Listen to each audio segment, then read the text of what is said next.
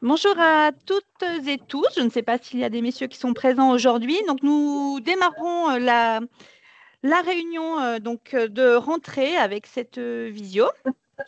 Je te laisserai avancer les diapos, s'il te plaît, Lucie.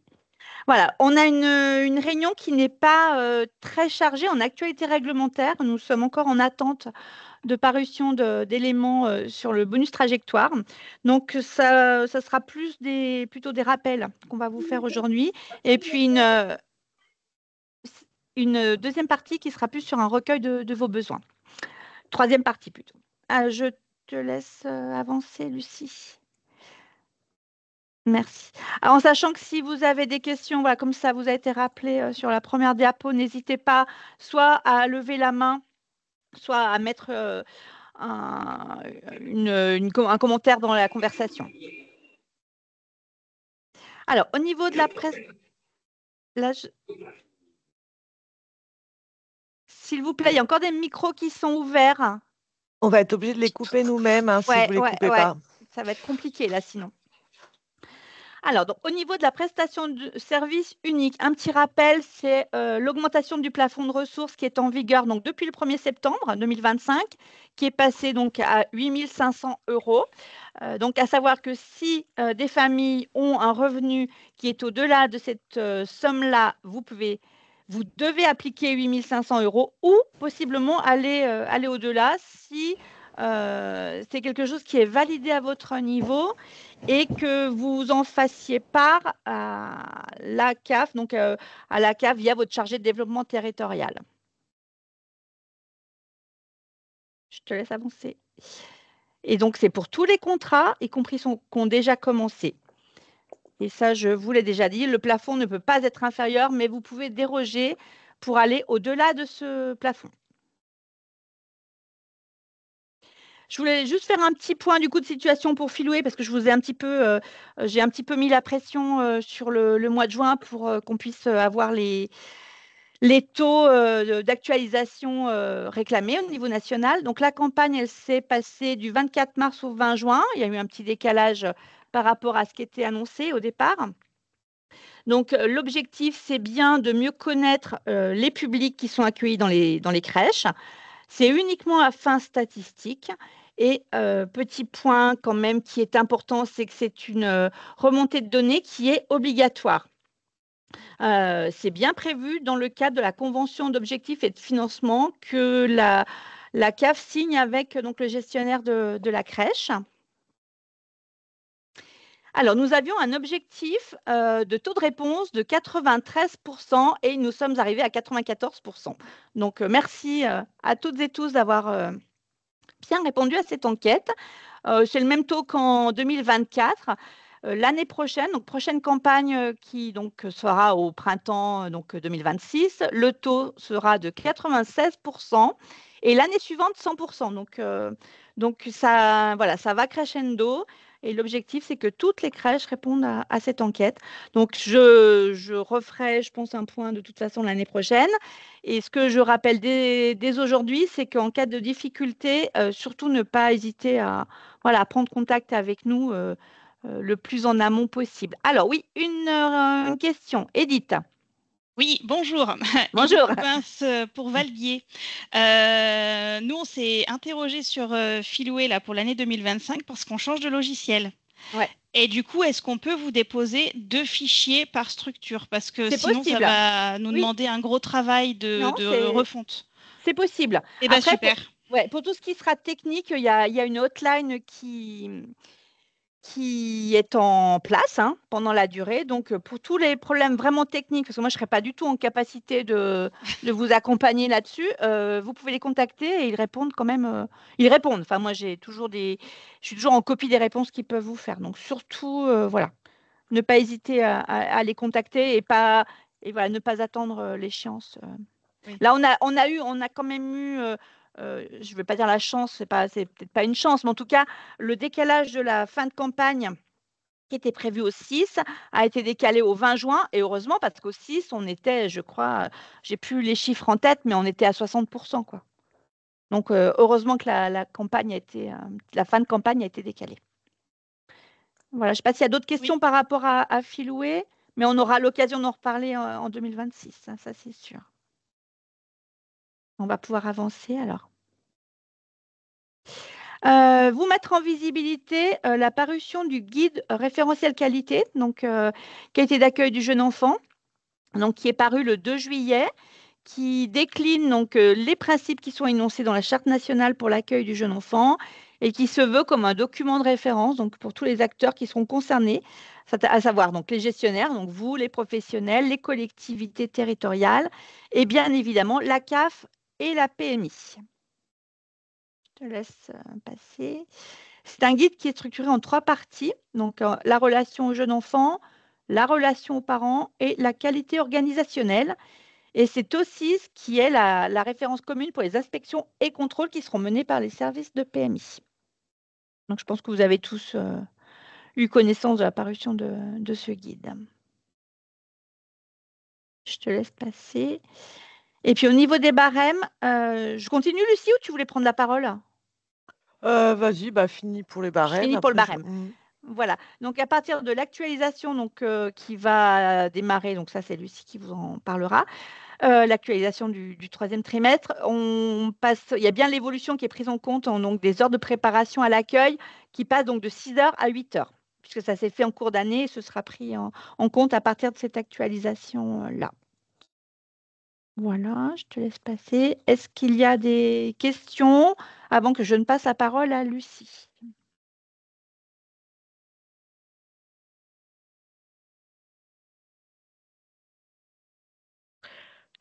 Bonjour à tous et à toutes. Alors, on va parler des déclarations actualisées de septembre. Donc, comme chaque année, vous le savez, une déclaration va vous être appelée. Donc là, la date est positionnée au mardi 30 septembre. Donc, pour j'entends des micros. Pour une déclaration à faire entre le 1er octobre et voilà, le plus rapidement possible. Donc, normalement, au 15 octobre, on devrait avoir toutes les déclarations, mais on sait que c'est pas si simple. Voilà. Mais à partir du 1er octobre, vous allez pouvoir déclarer votre déclaration actualisée de septembre, qui comprend bien donc des données réelles du 1er janvier 2025 au 30 septembre 2025 et des données prévisionnelles du 1er octobre au 31 décembre. Certains d'entre vous n'auront pas à faire cette déclaration car ils auront à faire celle de novembre. Donc, en même temps que l'appel de déclaration sur septembre, les partenaires concernés recevront un mail qui leur informe qu'ils ont à faire une déclaration d'actualisation de novembre, donc c'est-à-dire des données réelles du 1er janvier au 30 novembre, excusez-moi, et des données prévisionnelles du 1er décembre au 31 décembre. Voilà. Donc, je vais passer au diapo. Donc, on a essayé de recenser tous les petits conseils qu'on pourrait apporter, qu'on pouvait vous apporter pour réfuter vos déclarations et pour éviter des rejets, des questionnements supplémentaires par mail et voilà, pour éviter des allers-retours.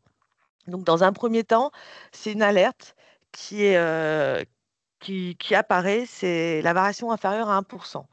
Donc, c'est souvent sur les données financières, ça nous alerte comme quoi les données, les charges ou les produits n'ont pas été actualisés, ont été actualisés, mais le pourcentage d'actualisation est inférieur à 1% et on est obligé de vous questionner pour être sûr que les données sont bien actualisées et que ce n'est pas une erreur de votre part. Donc, à minima, si c'est possible, de nous mettre en commentaire dans la zone commentaire qui est prévue sur la fin de déclaration, comme quoi vous avez bien pris en compte l'actualisation des données financières, vous avez bien effectué une actualisation des données financières, mais qu'elles étaient prévues, voilà, il n'y a pas de variation parce qu'elles étaient bien prévues et qu'il n'y a pas d'évolution au regard de l'activité. Vous pouvez interagir à tout moment, hein. Vous levez la main et puis je compléterai s'il S'il n'y a pas de questions, je passe sur la suivante. Alors, pour les données d'activité à actualiser, il faut bien que vous vérifiez la cohérence entre les heures facturées et les heures réalisées. On a encore des heures facturées qui sont inférieures aux heures réalisées sur les déclarations, ce qui n'est pas possible. Donc bien, alors ça peut être juste une inversion au moment de la saisie sur mon compte partenaire, mais si votre taux de facturation est inférieur à 100%, c'est qu'il y a bien il y a une inversion au niveau de la saisie. Ça peut être aussi au niveau de votre logiciel, hein, on a pu avoir le cas et donc ça peut poser ces problématiques. Donc bien faire attention à cette cohérence.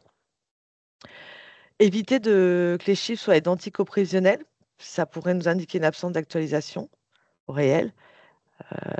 Voilà, c'est très peu probable, vous en doutez bien, voilà, que les heures que vous indiquez au prévisionnel soient exactement les mêmes à l'actu de septembre. Donc, il faut éviter aussi de soustraire les heures prévisionnelles aux heures déjà effectuées. Ce que j'entends par cela, c'est vous avez des heures réelles de janvier à septembre et vous déduisez des prévisions et vous indiquez ça en complément d'octobre à décembre. On sait bien que le nombre d'enfants évolue au niveau des inscriptions, qu'il peut y avoir des absences qui n'étaient pas prévues. Donc, les prévisions doivent vraiment se faire en fonction des inscriptions à partir de septembre et non pas en faisant la différence des prévisions prévues de janvier. Après, si c'est vraiment le reflet de votre activité, pareil, nous l'indiquer en commentaire pour qu'on n'ait pas à vous interroger par la suite. Donc, on vous conseille de procéder en 2 temps, d'indiquer des heures vraiment réelles faites pour la première période terminée et de recalculer une prévision réaliste pour le reste de l'année.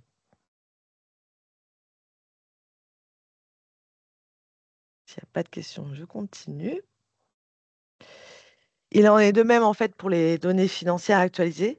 Les participations familiales ne doivent pas être identiques au prévisionnel. Ça pourrait signaler une absence de mise à jour. Et il faut bien que les participations familiales correspondent aux heures facturées de l'année et non au montant déjà facturé ou réglé. C'est-à-dire que vraiment, les participations familiales 2025 correspondent à l'activité 2025. Et elle est encore cette confusion est encore fréquente sur les déclarations et fausse le montant de la prestation.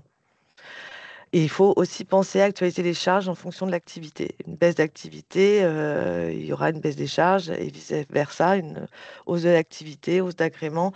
Il faut actualiser en temps réel les charges. On ne vous demande pas de faire un bilan intermédiaire, mais vraiment d'actualiser au mieux votre activité, car comme on le sait, le prix de revient a un impact sur la prestation de service. Et si les charges ne sont pas actualisées, la charge à payer est mal calculée et au réel, ça vous fait plus de contrôles à justifier et nous plus de remontées à faire auprès de la CNAF pour justifier justement les écarts de PS qu'on peut verser.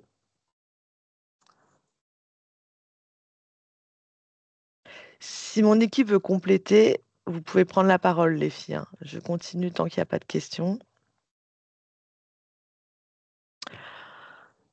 Pour les commentaires des contrôles KO, donc en fait, le système, il effectue automatiquement des contrôles en comparant des données saisies avec certaines pérennités. Donc, là, pour l'actu de septembre, il peut vous déclencher des contrôles avec le prévisionnel de l'année N, s'il n'y a pas eu d'actu de juin, la dernière actualisation réalisée en cours, s'il n'y a pas encore eu de réel. Mais pour cette année, l'ensemble des EHU ont effectué leur réel, ils sont tous validés. Donc, normalement, les contrôles qui vont s'opérer, ça sera soit avec votre actu de juin, soit avec votre prévisionnel 2025, soit avec le réalisé N-1, donc 2024. Et on insiste bien qu'il faut justifier par rapport à vraiment le contrôle, la comparaison qui est faite avec une de ces pérennités. Des fois, on retrouve la même explication pour un contrôle qui s'est fait avec le prév et avec le réel. Alors que l'explication voilà, la justification ne peut se faire que pour une des pérennités et pas pour l'ensemble. Je ne sais pas si je suis claire, mais voilà, on ne peut pas justifier la même chose, enfin l'évolution de l'activité pour un contrôle qui est fait entre l'actu et le prév et l'actu et le réel N-1.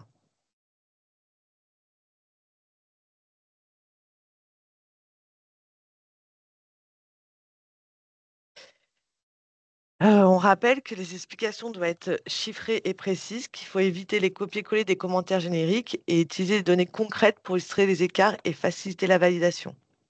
Veillez à ce que l'explication corresponde bien au type du contrôle KO.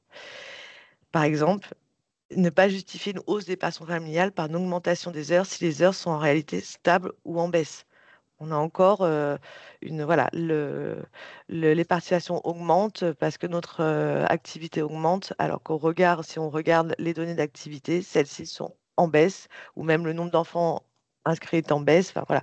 Donc on ne peut prendre ce commentaire comme explication, vu que voilà, c'est pas la réalité. Enfin, en tout cas, les chiffres ne représentent pas cette baisse ou cette hausse.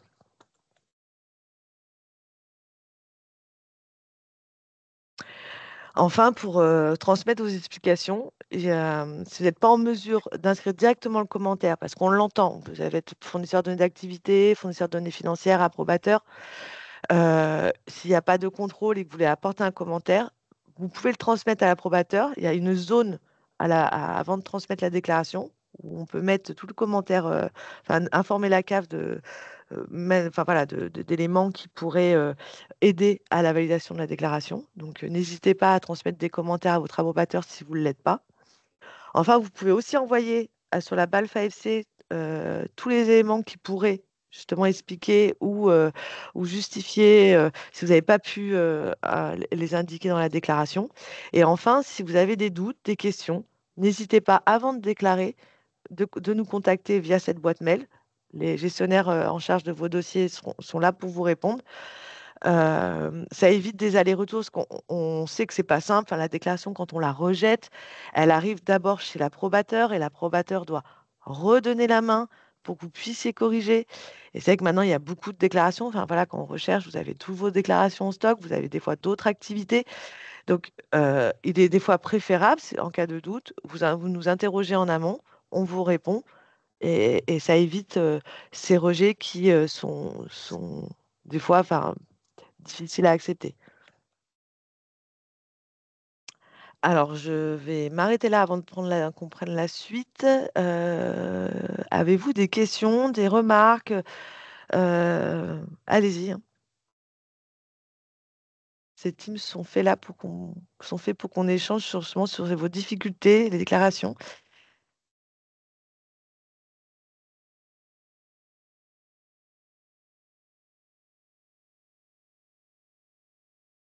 Bon, bah, soit j'étais hyper claire, soit tout le monde en a marre des déclarations. Bon, bah, s'il n'y a pas de... Vous pourrez encore intervenir, hein, s'il y a des choses qui vous reviennent. Je vais continuer sur les points divers. Donc, premier point, renouvellement des conventions. Donc, ça, c'est pas pour tout le monde. Pour certains, les conventions arrivent à terme au 31 décembre 2025. Vous avez déjà eu, pour les personnes concernées, des mails pour vous demander certaines pièces au niveau des pièces d'équipement. Et prochainement, on va vous demander les pièces gestionnaires, donc des pièces voilà, c'est comme pour chaque renouvellement, hein, avec une pièce supplémentaire, c'est l'attestation URSSAF qui va être très importante voilà, on ne pourra pas renouveler sans cette pièce. Elle ne l'était pas auparavant. Donc, d'ici le mois d'octobre, les partenaires concernés par ce renouvellement vont recevoir de l'équipe des gestionnaires un mail pour demander certaines pièces pour commencer à préparer le renouvellement des conventions. Sachant que les conventions vous seront envoyées qu'à partir du mois de janvier, car il nous faut les données des charges à payer pour pouvoir recalculer les bonus territoires. Et sans le passage des charges à payer, ce calcul ne peut se faire. Mais pour anticiper et faire au plus vite ce renouvellement, parce que sans renouvellement, pas de déclaration prévisionnelle appelée, pas de déclaration prévisionnelle appelée, pas d'acompte. Donc, plus on anticipe, plus on prépare en amont, plus vite, on va pouvoir vous appeler vos déclarations et verser, vous envoyer les conventions et verser des acomptes. Pour le deuxième point, signature électronique, on est arrivé en septembre, comme je vous l'avais annoncé en juin. Toutes les conventions signées avec l'Action sociale vont passer par YouSign, la plateforme qui a été choisie pour utiliser la signature électronique. Donc, pour certains, vous avez dû recevoir certains mails qui vous demandent des infos complémentaires ou un mail qui vous demande de nous indiquer la personne qui a la délégation de signature parce que vous n'aviez pas renseigné le questionnaire forme, ce qui était prévu au printemps. Voilà, donc il nous faut vraiment les éléments pour pouvoir par la suite vous transmettre ces conventions à la signature des personnes qui font délégation. On sait qu'il va y avoir les élections municipales en 2026. Bien sûr, cette base sera remise à jour au moment des élections. Et Laurence, je te rends la parole pour la dernière info. Voilà, alors vraiment pour information, voilà, vous mettre en visibilité qu'il y a une journée de l'assistant maternel qui se déroulera le 22 novembre à Montmélian. C'est une journée qui est préparée, co-organisée, conseil départemental, CAF, avec le concours de la CEP et également le groupe de travail était constitué avec des animatrices de relais petite enfance.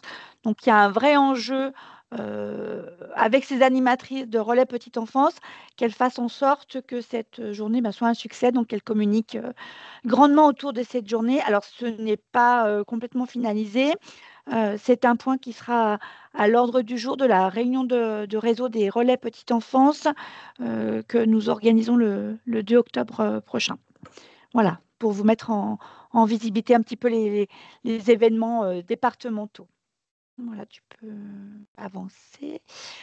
On voulait vous faire un petit point sur l'animation de réseau, donc du réseau des crèches, pour revoir un petit peu avec vous au niveau du fonctionnement.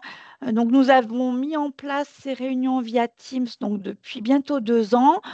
Vous rappelez bien sûr qu'il y a l'accompagnement des chargés de développement territorial sur le territoire, sur vos territoires, que nous pouvons également mettre en place des déplacements directement sur les territoires. Pour exemple, on a pu mettre ça en place au niveau de la Haute-Tarentaise, voilà, pour aller au plus près des structures.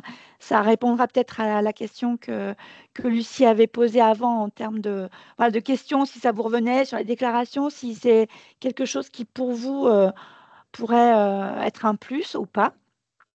Et puis bien sûr, nous organisons des journées départementales de la petite enfance. Et donc, l'édition 2025 a été la deuxième. Maintenant, je te laisse. Voilà. On avait aussi à cœur de vous laisser la parole, parce que ça a été construit au niveau de la CAF, entre professionnels, différents métiers du service d'action sociale. Mais l'objectif, c'est bien que ça réponde à vos besoins à vous. Nous avions donc déjà 2 propositions de visio à vous proposer. Pardon. Il y aurait une première visio qui pourrait être peut-être construite autour de ce que peut proposer France Travail, notamment sur l'immersion facilitée, la préparation opérationnelle à l'emploi et puis le parcours d'intégration. Donc ça, ce serait une première piste. Une deuxième qui pourrait être un peu la poursuite de cette journée du 10 juillet qui est autour du lien au vivant, avec potentiellement la participation ou l'animation par l'association La Belle Vie. Donc, ce que je vous propose, c'est peut-être le mettre dans le fil de conversation si ces 2 thématiques peuvent vous intéresser ou pas du tout. Pour les personnes qui ne sont pas présentes aujourd'hui, qui pourront prendre connaissance de l'enregistrement, c'est de me contacter directement ou moi ou les chargés de développement territorial pour faire un retour sur ces 2 propositions et puis voir si on peut construire une intervention auprès du réseau en visio sur ces 2 thèmes. Je suis désolée, je perds un peu la voix. Voilà, je ne sais pas si j'étais claire, sinon vous n'hésitez pas à intervenir. Et puis on passe À la diapo suivante et à l'animation. Je te laisse reprendre, Lucie, là, pour ça. Oui, oui. Alors, on va vous partager un lien pour accéder à un petit tableau blanc où on aimerait que vous partagiez en fait vos idées, vos attentes. Parce que voilà, pour les réunions de team, surtout sur le sujet des déclarations, voilà, tout ce qui tourne, enfin, même pour d'autres choses, hein, quelle animation, est-ce que vraiment ça répond à vos besoins? Voilà, est-ce qu'on oublie des points? Donc, je vais vous partager un lien. Vous êtes libre d'afficher toutes vos idées pour nous aider à vraiment à vous accompagner sur les sujets qui en auraient besoin et sous quel type d'animation et si vous avez d'autres besoins. Alors, c'est un test. Je vous ai envoyé le lien. Donc, c'est un site Miro. Si vous pouvez essayer de vous connecter et Voilà, hop, on a un peu de temps, hein, donc on n'est voilà, vous pas. prenez votre temps. Ouais. Et s'il y a un souci, c'est pas ça que je voulais mettre.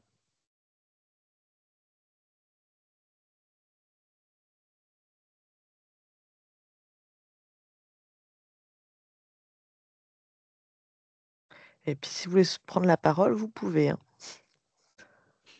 C'est parfois plus facile, hein. On peut Oui, noter on peut aussi noter aussi, hein, les idées, hein, pour ceux, voilà, voilà. Si s'il y a une l'outil est un peu difficulté, compliqué. voilà. On a du temps, il est que 10 heures, on a été vite, mais voilà, il n'y a pas eu de questions, donc Et puis on profite aussi du fait que l'actualité ne soit pas trop chargée pour, voilà, pour plutôt recueillir, vous écouter en fait et construire au mieux l'accompagnement de ce réseau. donc là, il y a déjà des personnes qui sont connectées, donc vous pouvez prendre des penses-bêtes, le rajouter et mettre toutes les idées d'animation que vous souhaitez, des sujets que vous souhaitez qu'on aborde sur les prochains Teams, si vous avez besoin d'un autre accompagnement, voilà, Un autre libre. partenaire à faire intervenir aussi, pourquoi pas, sur un autre Oui. sujet. Voilà, on n'est pas du tout fermé. Quand il y aura des actualités réglementaires, on vous fera un Teams réglementaire, il y a pas d'hésitation là-dessus, ça se fera, ça continuera de la même manière. Par contre, s'il y avait, un thème ou voilà, c'est vrai que le fonctionnement de Teams, c'est assez facile, est plus facile à organiser en fait qu'une réunion en présentiel et on peut mobiliser plus facilement des partenaires également. Ah, là, Donc j'ai n'hésitez pas.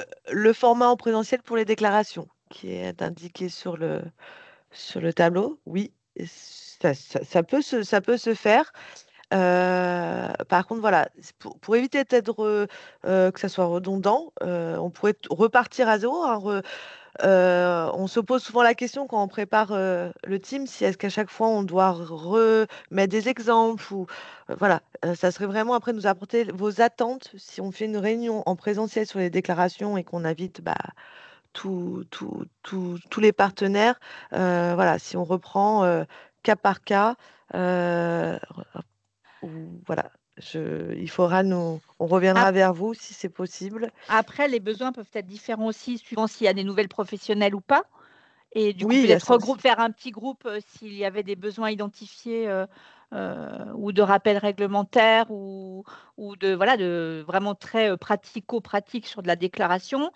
Voilà, pourquoi pas organiser en petits groupes. Enfin, il y a pas, on s'interdit pour l'instant rien dans ce qu'on vous propose, hein. Après, c'est la faisabilité, bien sûr, faisabilité, mais il y a pas d'a priori sur ce qui est possible ou pas, hein. J'arrive pas, moi, je peux pas lire ce qui est écrit là. Tu arrives C'est à tout. lire, toi, Lucie? Moi, c'est Oui, oui, impossible, oui. hein. Donc, j'ai proposé des visios pour les professionnels qui prennent des fonctions de direction et font leur première déclaration. Voilà. Ouais. Proposer un accompagnement à la mise en place du référentiel national pour la qualité d'accueil. J'avais le format donc en présentiel pour les déclarations est très appréciable. Et voilà. Après, si vous avez des difficultés à faire sous le Miro, vous pouvez le mettre dans la Ouais, conversation et oui. je rajoute le post-it moi, hein. Voilà, n'hésitez pas, hein. Alors, je vais essayer d'agrandir, mais il faut que...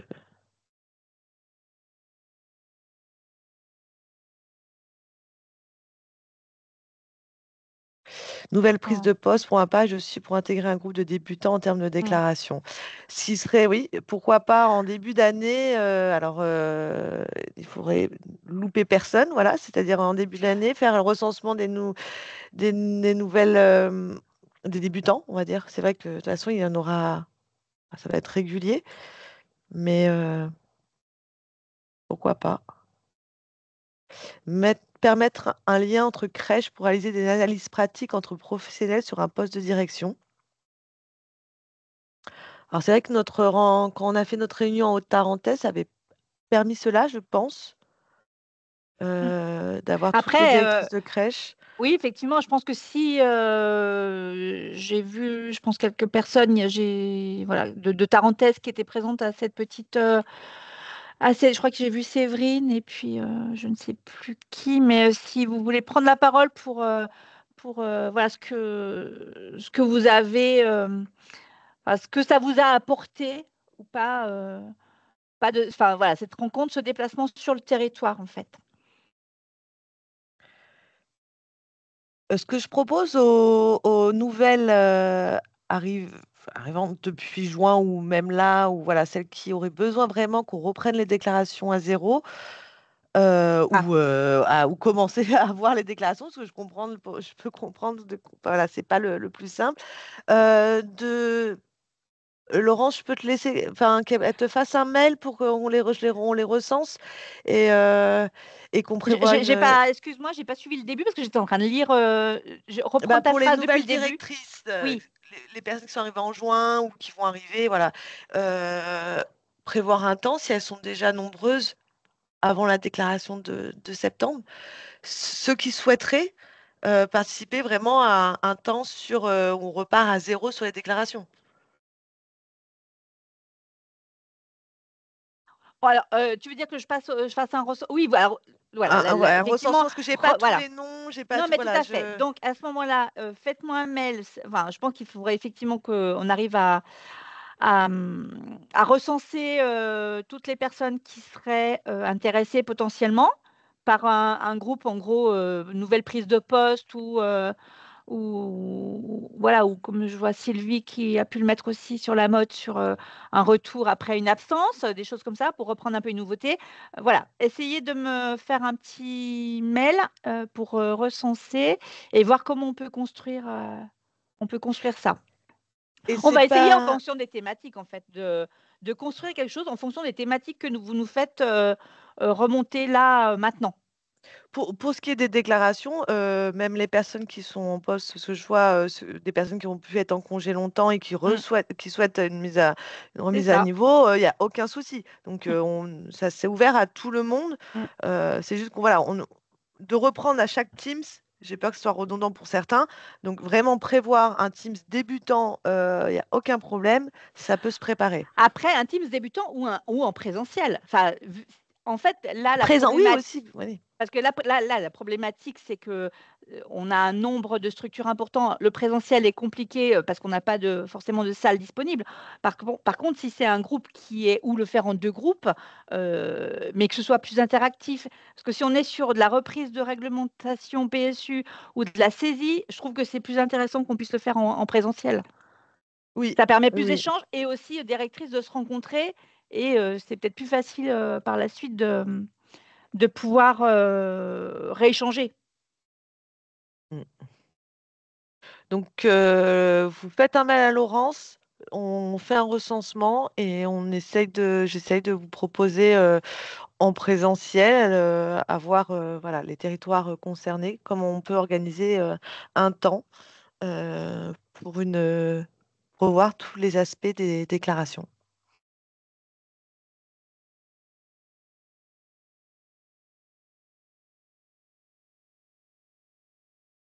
Tout le monde, voilà.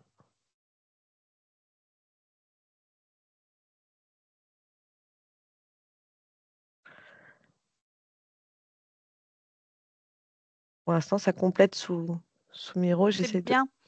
Mmh. Ouais. J'essaie d'afficher tout, mais si je fais trop petit. Pour les renouvellements COF, une vision en amont aurait été également, je pense, appréciable. Si c'est ça. Pour les COF, vous pouvez préciser. Vous pouvez prendre la parole, hein. Les attendus, par rapport au niveau des pièces, les attendus.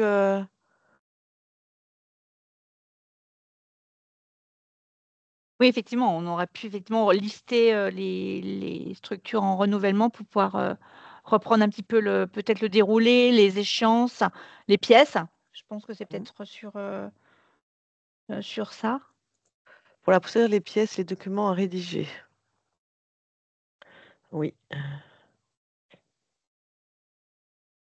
Ça peut être possible aussi. Un petit tips pour. Alors, par contre, ça serait pour l'ensemble des activités en renouvellement, donc pas que pour la petite enfance.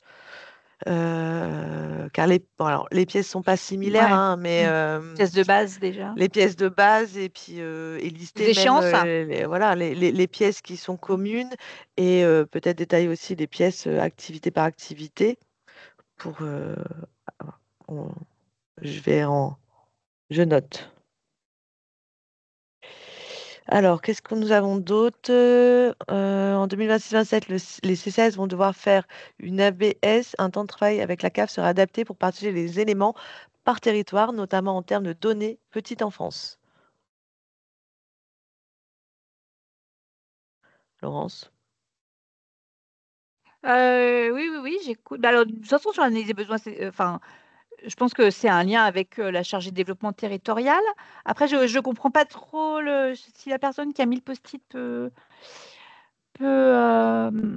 s'exprimer. J'ai- Je sais pas qui a mis. Tu peux voir, toi, Lucie? Attends. Ou préciser parce que je vois pas. Le CCAS de la Ravoir, Élise Jacques-Armentin. Oui, bonjour. Voilà, bonjour. Oui, les CCAS vont devoir réaliser leur analyse de besoins sociaux suite Ouais. au renouvellement de l'équipe municipale. Et même si certains vont passer par des prestataires pour aller chercher des données, plutôt qu'on soit peut-être plusieurs communes à venir individuellement peut-être vous solliciter, il y a peut-être intérêt à faire des choses par bassin du coup géographique. Voilà, parce que du coup, on va peut-être faire un focus nous sur la petite enfance et j'imagine qu'on ne sera pas les seuls, parce que la BS peut être globale sur la commune, mais après on peut choisir des focus sur des quartiers ou des thématiques spécifiques. Voilà, tout ça en D'accord. SPPE aussi. Hein. Oui, tout à fait. Ok, donc ce serait plutôt en termes de réaliser peut-être une visio à l'échelle d'un bassin de vie dans le cadre de cette analyse des besoins sociaux. Oui, ça pourrait tout à fait. D'accord, ok, noté. J'ai aussi, c'est indiqué des échanges autour des pratiques de facturation pour s'y retrouver entre le taux demandé sans perdre trop d'heures, par exemple.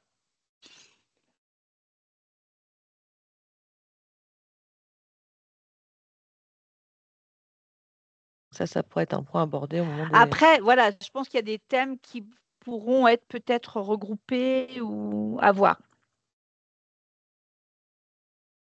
On laisse libre cours Ouais, à vos idées et on regroupera. Enfin voilà, on va retravailler dessus. Mais je pense que déjà, dans un premier temps, euh, un groupe de travail pour les débutants ou une remise à niveau, c'est possible de l'organiser. Il faut avoir maintenant sur le timing.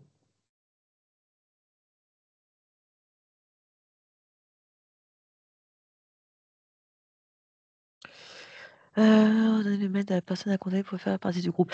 Le mail, Laurence, je vais le mettre. Tu peux tu mettre le ton mail mets dans dans la zone commentaire?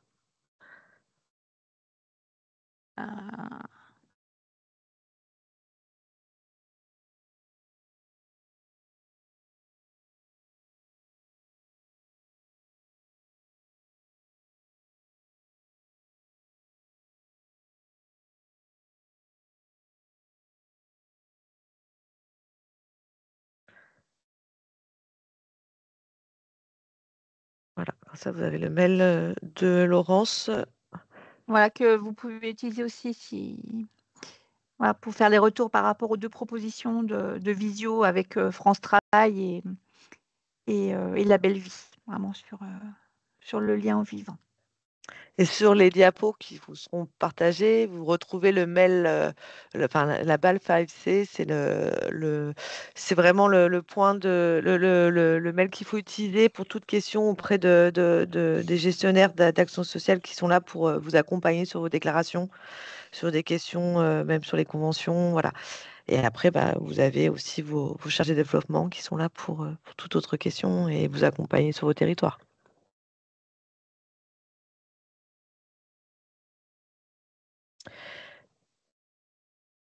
Laurence? Alors moi, j'arrive pas à lire, hein, donc Alors attends, je si tu regarde ce veux, que. Alors là, j'avais recopié. Nous travaillons sur la mise en place de l'analyse de la pratique managériale dans notre groupe CTG au niveau des versants DEM, mais je ne sais pas comment on pourrait l'étendre à d'autres structures.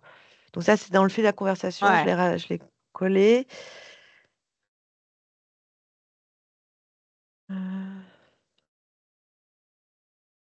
On va permettre un lien entre Oui, Si je peux me permettre, oui, Claire. par rapport à cette intervention-là sur les questions de management, c'est un vrai sujet, hein, le pilotage des EAJE, et effectivement le fait que quand on est professionnel de la petite enfance, qu'on prend la direction d'une crèche, on n'a pas de formation initiale de management, de pilotage, on est vraiment centré sur le bien-être de l'enfant, la pédagogie, le quotidien de la crèche, et c'est le cœur de métier. Pour information, il y a l'école Rockefeller à Lyon qui organise une formation spécifique sur le management en EAJE qui est très qualitative. Je sais que Noémie Chabou de l'EAJE de Bonneval a fait cette formation. Je crois je ne sais plus si elle est connectée ou pas. En tout cas, n'hésitez pas à partager ensemble aussi vos expériences de formation. Olivia, Voilà, Olivia Dagan aussi. Donc, c'est la formation. C'est différent. On n'est pas sur, effectivement, c'est pas de l'analyse de la pratique, mais c'est vraiment une formation pour vous accompagner dans le management, le pilotage des EAJE. Et du coup aussi, vous créez un réseau de directrices aussi au-delà de vos propres territoires pour justement aussi être dans l'échange de pratiques. Voilà, je voulais juste vous partager cette expérience. C'est la formation qui est délocalisée aussi sur Chambéry, Claire, celle-là? Non. Celle délocalisée sur Chambéry, elle était très courte. Là, celle sur Lyon, elle est sur plusieurs mois avec quelques jours. Voilà, une programmation très anticipée pour vous permettre de vous organiser au sein des EAJE. Mais du coup, on est sur une formation un petit peu plus longue et avec voilà, des rencontres régulières. Oui, Olivia, tu as fait celle sur Chambéry, toi. La version courte pour pouvoir prendre un poste de direction. Si tu veux prendre la parole. Il n'y a pas de micro. Alors, je ne sais pas si on m'entend. Oui, on t'entend. Parce que je suis en visio avec mon téléphone, en fait. On t'entend très bien. Oui, j'ai fait cette formation. Donc, c'était la version courte, donc sur 2 ou 3 journées. Mais en fait, on était très peu nombreuses et c'était quand même bien qualitatif. J'ai trouvé, oui, c'est quand même avantageux. Enfin, pour celles qui ne peuvent pas s'inscrire dans une démarche longue de formation, c'est déjà bien, en fait. Merci pour ça. Oui, tout à fait. C'est une formation qui a été appréciée, qui est bien utile. C'est aussi pour ça qu'il y a eu le choix avec la PMI de la délocaliser, justement pour être au plus près du territoire. Rockefeller est venu distiller ce temps-là. Je vois Marie-Yvonne Robin qui pose la question de savoir s'il y a d'autres dates proposées. Ça, je ne suis pas au courant. Peut-être vous rapprocher de la PMI ou vous rapprocher carrément de Rockefeller aussi.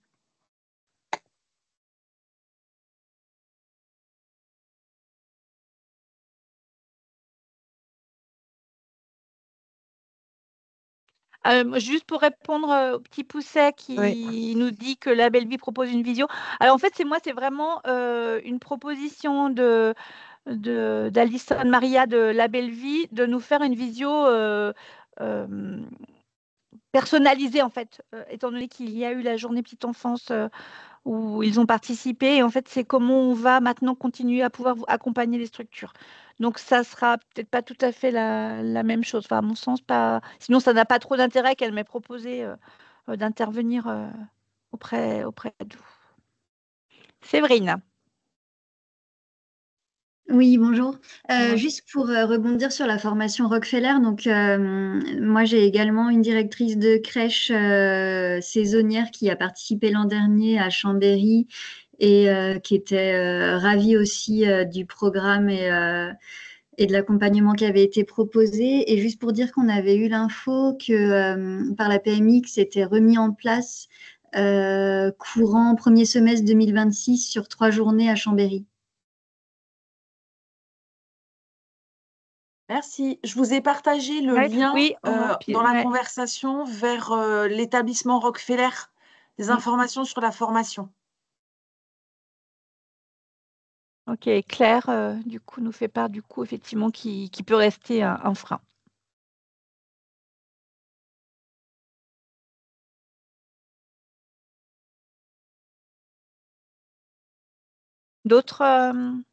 D'autres expressions, Lucie ou... Alors, une prochaine thématique pour une journée petite enfance, j'attends la voir, pourra être le management. Ah oui.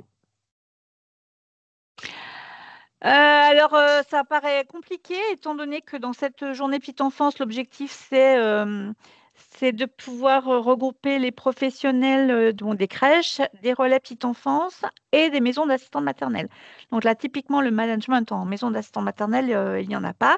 Maintenant, ça sera, à mon avis, ça ne pourra pas être la thématique d'une journée petite enfance, mais pourquoi pas réfléchir à créer quelque chose sur le management, une matinée. Sur le management ou une journée, en tout cas pas dans le cadre de la journée petite enfance. Ça me paraît très, très compliqué parce qu'on perd un petit peu le sens de ce qu'on veut mettre derrière ces journées petite enfance. On a aussi Claire Varga qui nous indique que donc, la formation elle coûte 420 € par agent. Pour les collectivités publiques, nos directions nous demandent de prioriser les formations du CNFPT. Nous avons pu tout de même faire participer 4 directrices de cœur de Savoie qui en sont revenues contentes, mais le coût reste toutefois un frein. Et merci Séverine pour le mail PMI. Donc pour la formation délocalisée sur Chambéry au premier semestre 2026.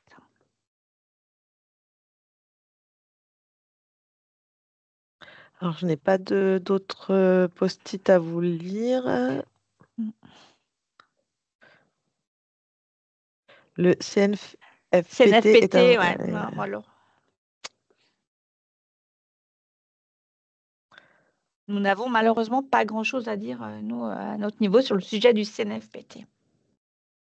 En tout cas, par expérience, je dirais appuyez-vous sur les chargés de développement de la CAF et sur vos interlocuteurs PMI pour dialoguer aussi avec vos employeurs par rapport aux besoins de formation que vous avez, parce que on sait que pour vous, ça peut être des vrais enjeux et en tout cas, on voit la vraie plus-value quand vous pouvez en bénéficier pour vous, pour l'équipe et du coup pour la qualité d'accueil. Donc, c'est vrai que on va dire, c'est un investissement, mais qui peut vraiment avoir des retombées extrêmement positives pour tout le monde. Et voilà. Et je dirais, stratégiquement, appuyez-vous sur quelques appuis extérieurs pour tenter de faire levier si vos employeurs freinent un peu de ce côté-là.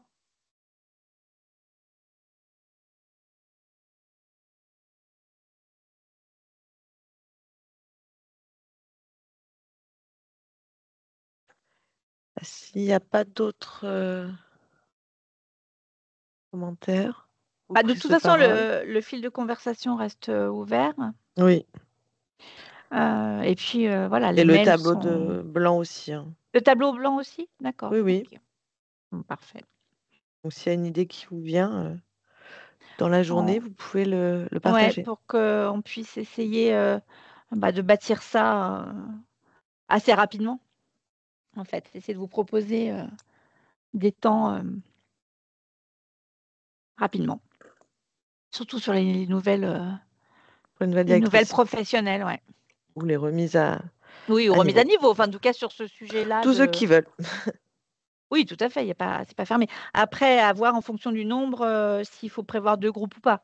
Si on le fait en présentiel, ce sera Oui, oui, ce ça sera le dépend de... critère, ouais, Oui. ce sera le critère.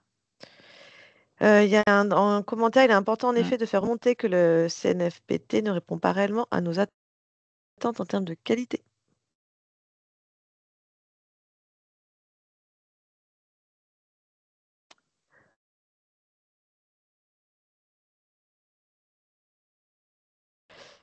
Eh bien, si on n'a pas d'autres prises de parole, Ah, Caroline, elle met un post-it, je crois. Ah.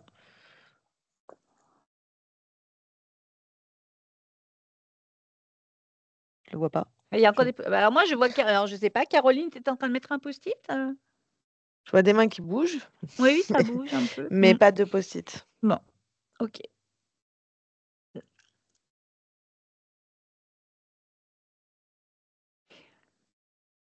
Donc, s'il n'y a pas de... Ah, je me suis trompée. Merci, Caroline. Écoutez, s'il n'y a pas plus d'interventions, on peut clôturer la réunion, je pense. Mais voilà, n'hésitez pas si vous avez encore envie de vous exprimer. On répond au mieux. Alors, Hélène, en effet, la formation est importante, mais rompre l'isolement que l'on peut ressentir en tant que directrice est aussi important. Tout à fait.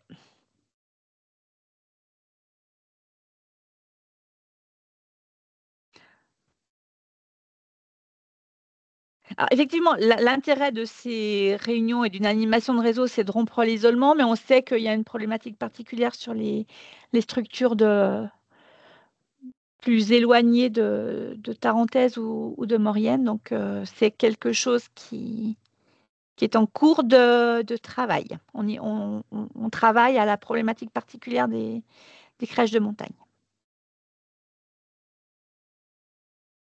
Parce qu'effectivement, les visios, c'est bien, mais ça ne remplace pas un échange en présentiel. Donc voilà, la journée petite enfance, c'est une première marche qu'on a mis en place, mais effectivement, c'est pas forcément suffisant ou pas assez régulier, peut-être. Je pense aussi par rapport à ce besoin de rompre l'isolement, de partager, etc. Il y a eu des initiatives portées par certains chargés de coopération sur les territoires dans le cadre des CTG, d'animation de réseau local de directrices de AJE. Tu as un exemple, Claire? Comment? Tu as un exemple? Oui, Haute-Maurienne-Vanoise. Ok, d'accord. Et du coup, voilà, pour vraiment partager sur des questions autour des difficultés de recrutement, des questions de formation. Il y a eu aussi, par exemple, une sensibilisation qui a été faite où le PRH est intervenu pour sensibiliser des professionnels de l'enfance, de la petite enfance. Enfin, il y a différents territoires sur le territoire aussi intercommunal du Sixal. Il y a aussi un groupe de travail un peu spécifique petite enfance. Il y a aussi des réflexions partagées auxquelles les directrices de AJE sont conviées sur des sujets autour de la parentalité. Donc voilà, localement aussi, les chargés de coopération ont vocation à être aussi une ressource pour vous. Pour répondre à des questions que souvent sur un même territoire, vous êtes vraiment plusieurs à vous poser, des réalités qui ne sont pas faciles à vivre. Et vraiment, les chargés de coopération ont vocation à animer des réseaux locaux, à faire remonter vos besoins. Voilà, donc n'hésitez pas aussi à vous rapprocher d'eux pour partager vos préoccupations.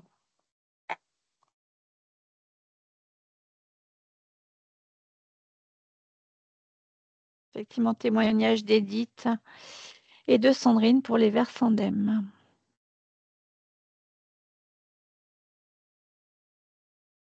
Après, les fonctionnements sont effectivement peut-être un peu différents suivant les territoires. Après, n'hésitez pas à prendre la parole pour exprimer comment ça se met en place aussi à l'échelle de votre territoire. Sandrine, si vous le souhaitez.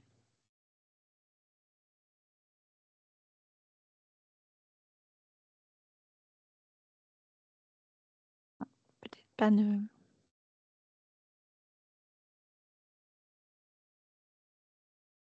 Juste pour rebondir sur les groupes d'analyse de la pratique, c'est vrai qu'il y a des façons de faire très différentes. Il y a de l'analyse de la pratique qui peut se faire au sein même d'une structure, et puis de l'analyse de la pratique qui peut être partagée interstructure. Et c'est vrai que ça apporte un vrai partage, une vraie richesse, et effectivement un réseau aussi qui se crée. Je rejoins tout à fait ce que dit Edith Loubens. Ah, Edith, alors. Oui, juste pour préciser, en fait, le choix qu'on a fait sur Valguier, c'est que les directrices ne participent pas à l'APP des équipes. Déjà, ça permet aux équipes d'avoir une parole, on le suppose, plus libre, plus ouverte, sans la présence de la direction. Et ça permet aux directrices, du coup, d'intégrer, donc je pense que certaines d'entre vous qui sont là présentes dans la visio sont en contact avec mes collègues directrices sur Valguier. Donc, ça permet d'avoir effectivement un petit réseau qui se crée et puis qui vit, puisqu'elles se voient régulièrement dans le cadre de l'APP. Donc, si certaines d'entre vous se trouvent un peu isolées, peut-être que c'est aussi une solution de se créer un groupe APP direction qui soit un peu en décalé des APP de vos équipes. Ce qui n'empêche pas effectivement de poser les choses en équipe lors de réunions diverses et variées. Merci Edith. Sandrine. Alors, je ne sais pas si on m'entend. Très bien. Ouais, bon, ok, donc j'ai réussi. Nous, on se retrouve, donc 3 structures plus le relais petite enfance, donc régulièrement, pour échanger sur nos fonctionnements, nos pratiques, les difficultés rencontrées, mais aussi sur de la mutualisation de matériel, d'intervenants, sur des actions communes. Et donc là, on est en train de mettre en place ce groupe d'APP. Très bien. Merci. D'autres témoignages?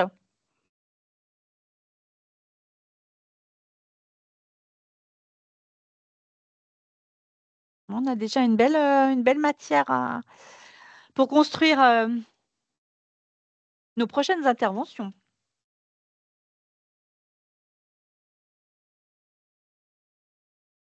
Est-ce que d'autres personnes souhaitent s'exprimer ou bien on... Ah, alors, Marie-Yvonne Robin. On vous entend mal. Vous entendez là? Oui, c'est un peu mieux. Donc, nous aussi, grâce au CTG, on peut se retrouver avec le leader de la Haute-Maurienne danoise. C'est vrai que c'est vraiment autour. On se rencontre 3-4 fois par an. Il y a des ateliers, on échange et il y a eu aussi des formations sur toutes les structures. Voilà.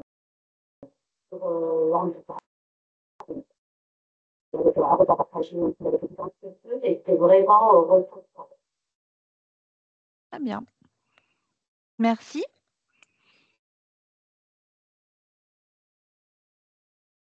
Sandrine, vous vouliez reprendre la parole? La main est toujours levée. Peut-être que c'est un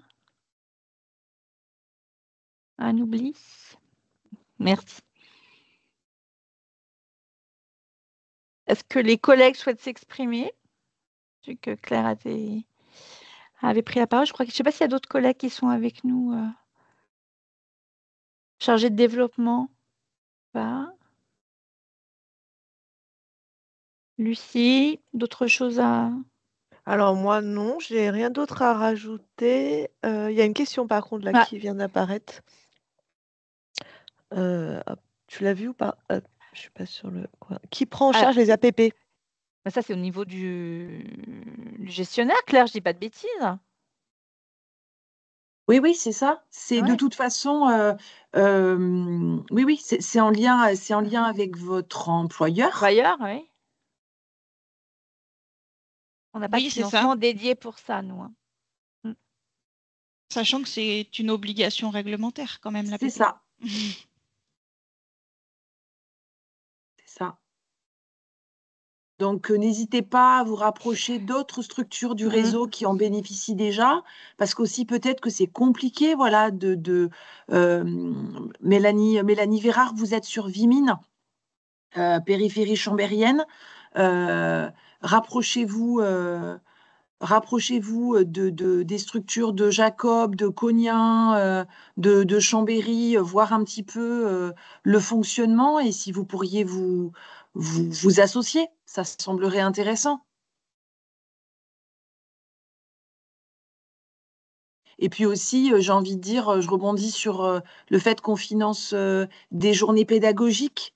Alors, c'est différent de l'analyse de la pratique professionnelle, mais c'est aussi des moments où ces journées pédagogiques, pourquoi pas les partager à plusieurs crèches sur un sujet qui préoccupe plusieurs équipes, qui intéresse plusieurs équipes. C'est aussi des choses que vous pouvez à la fois mobiliser à l'échelle d'un EAJE, mais pourquoi pas à l'échelle de plusieurs. Caroline, tu souhaitais prendre la parole. Bonjour. Bonjour. C'est juste pour partager du coup ce qu'on met en place avec les collègues du réseau. Donc on est à peu près 11 structures petite enfance à se réunir, donc les responsables et responsables adjointes sur la couronne chambérienne. Et il nous est arrivé une année de mettre en place une formation commune pour nous. Donc on avait divisé les frais par structure en fait.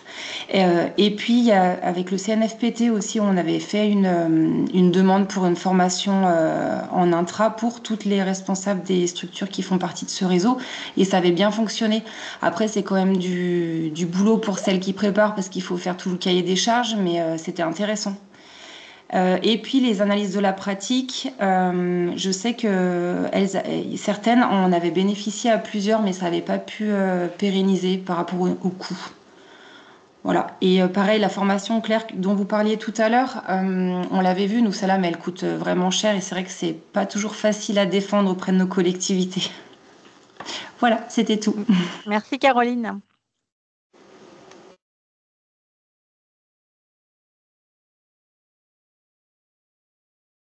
D'autres prises de parole? Juste pour rebondir, si ça intéresse d'autres personnes sur le coût, du coup, pour nous, sur le territoire de l'avant-pays savoyard, c'est de l'ordre de 350 € à l'année par directrice pour 5 séances de 2 heures. En fait, on a un coût qui a été réparti sur 6 directrices sur l'avant-pays. Et donc, en mutualisant, voilà, 350 € par directrice pour 5 séances de 2 heures. Merci.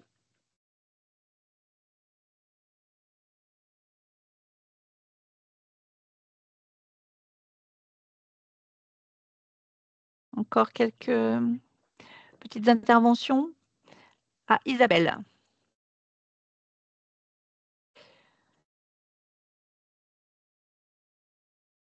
Vous voulez prendre la parole, Isabelle? Peut-être, je n'avais pas mis mon micro, je ne sais pas si vous m'entendez. Oui, on vous entend. Voilà. Oui, en effet, moi, je comprends, c'est difficile pour nous de trouver des référents santé, tout comme des intervenants en APP.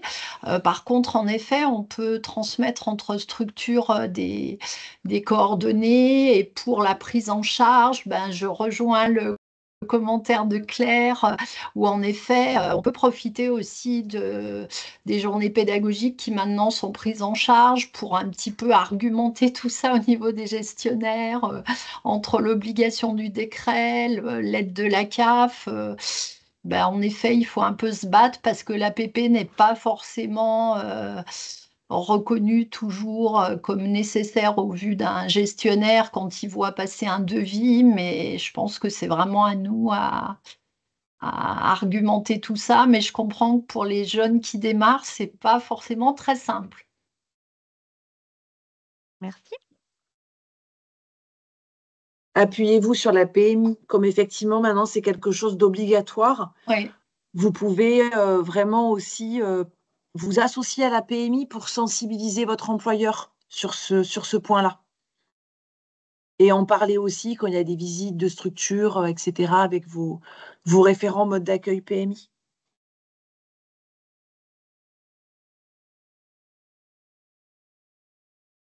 Et j'ajouterais juste un petit commentaire par rapport à quelqu'un, j'ai oublié le nom, qui a parlé des analyses de pratique sans les directrices. Alors nous, on a une intervenante avec laquelle on en a parlé vu qu'elle fait de l'APP sur d'autres structures.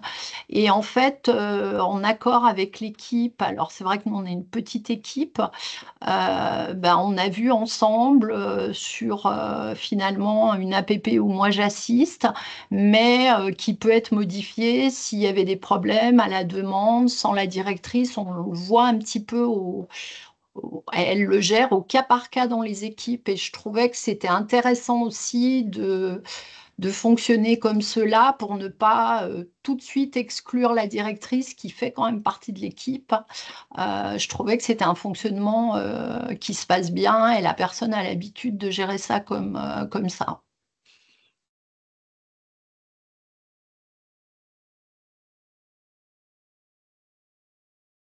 Christine Tour-6 a mis un message. Est-ce que vous souhaitez l'exprimer directement ou si vous avez un micro, c'est peut-être plus facile d'échanger directement sur votre façon de faire au niveau de la Maurienne?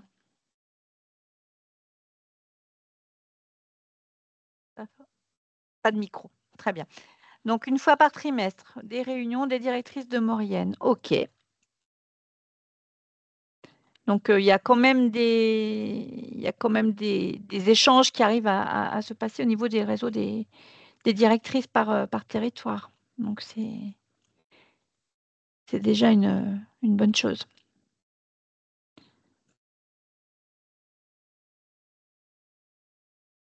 Bien, mais écoutez, s'il n'y a pas plus d'éléments, n'hésitez surtout pas à revenir vers nous, soit par mail, soit dans le fil de conversation. On va essayer de regarder tout ça avec les collègues, voir comment on peut vous proposer des interventions assez rapides sur les thèmes que vous avez pu nous proposer. Lucie, est-ce que tu rajoutes quelque chose? Non, en tout cas, je vous remercie d'avoir été aussi nombreux à participer à ce Teams. Et puis, on va essayer de vous proposer tout ce que vous nous avez demandé. Voilà. Et on revient vers vous rapidement. Vous aurez aussi le lien de la visio et les petites diapos. Et puis, n'hésitez pas à revenir vers nous si vous avez d'autres questions ou à continuer à compléter le tableau blanc pour, voilà, si vous avez d'autres idées. Et encore merci. Merci à tous et à toutes et bonne journée. Bonne journée. Au revoir. Merci beaucoup. Au revoir. Au revoir. Au revoir.